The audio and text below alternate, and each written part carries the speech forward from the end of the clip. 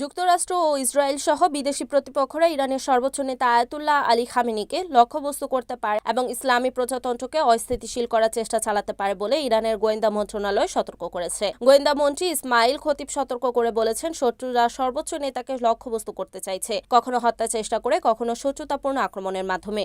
যদিও মন্ত্রী কোনো নির্দিষ্ট ঘটনার কথা উল্লেখ করেছিলেন কিনা তা তাৎক্ষণিকভাবে স্পষ্ট নয়, কারণ ইরানি কর্মকর্তারা প্রায় বিদেশি ষড়যন্ত্রের অভিযোগ করেন। যদিও জুন মাসে ইসরায়েল ও ইরানের মধ্যে 12 দিনের সংঘাতের আগে খামেনির জীবন নিয়ে হুমকির ঘটনা তেমন ছিল না। যারা জেনে শুনে বা অজান্তে এই লক্ষ্যে কাজ করে তারা শত্রুর অনুপ্রবেশকারী এজেন্ট। খতিব সরাসরি ইসরায়েল এবং মার্কিন যুক্তরাষ্ট্রের দিকে ইঙ্গিত করে বলেন, এই বছরের শুরুতে সংঘাতের সময় ইসরায়েল ইরানের ঊর্ধ্বতন সামরিক কর্মকর্তা, পারমাণবিক বিজ্ঞানী এবং স্থাপনাগুলোর পাশাপাশি আবাসিক এলাকাগুলোকেও লক্ষ্যবস্তু করে হামলা করেছিল। পরে মার্কিন যুক্তরাষ্ট্র ইসরায়েলের সাথে মিলে গুরুত্বপূর্ণ পারমাণবিক স্থাপনাগুলিতে হামলা চালায়। তবে জুনের সংঘাতের সময় খামেনিকে হত্যার ইসরায়েলি পরিকল্পনা নিয়ে ট্রাম্প বলেছিলেন, ইরানের সর্বোচ্চ নেতা আমাদের খুব সহজ লক্ষ্য, কিন্তু আমরা তাকে সরিয়ে দেব না, অন্তত এই মুহূর্তে নয়। পরে ট্রাম্প ট্রুথ সোশ্যালে একটি পোস্ট বলেন, তিনি ইরানের সর্বোচ্চ নেতাকে একটি অত্যন্ত কুৎসিত এবং ঘৃণ্য মৃত্যু থেকে বাঁচিয়েছেন। এর আগে জুলাই মাসে খামেনি বলেছিলেন, সংঘাতের সময় ইসরায়েলের আক্রমণের উদ্দেশ্য ছিল ইসলামী প্রজাতন্ত্রকে দুর্বল করা,